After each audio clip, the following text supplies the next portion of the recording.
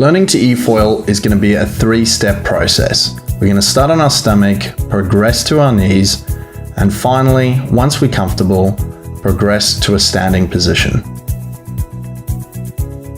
For the first step, we're going to start lying flat on our stomach in gear 1, putting our arms out to balance ourselves.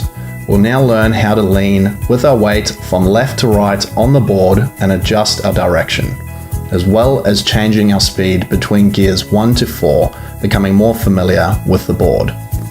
For the next step, we're going to progress onto our knees in the middle of the board.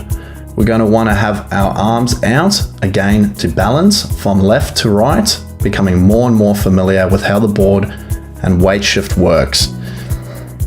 Doing this as slow as possible is the best key to success. We want to slowly progress from our stomach onto our knees,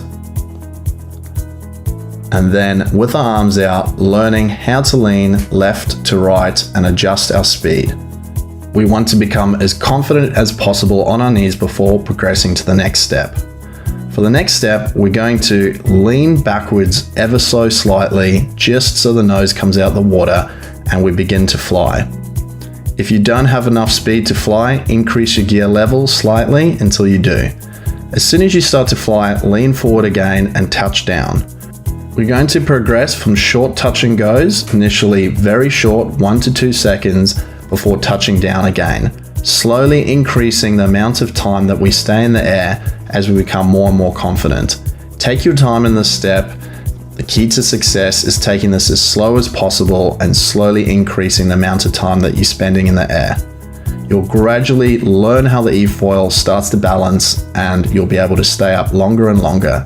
For the next step, we're going to progress to standing position, moving our front foot to the front of the board. Do this as slowly as possible, getting up into position. Your foot position on the board compared to a surfboard is quite different, so have your back foot facing out slightly with your front foot facing forward and your chest open to the front. This will give you your best stability on the eFoil. You're going to use your front foot to apply pressure on the front of the board and keep the nose in the water. You're also going to lean backwards slightly and shift your weight backwards to allow the nose to come up. So you're going to control the pitch of the board by moving your shoulders and your head forwards and backwards with the weight over your front leg. Keep your knees slightly bent so you can apply pressure and make changes. Practice going from your knees to standing multiple times until you're as confident as possible, getting quickly into position and standing up. Once you're familiar with the position, we can progress on to flying.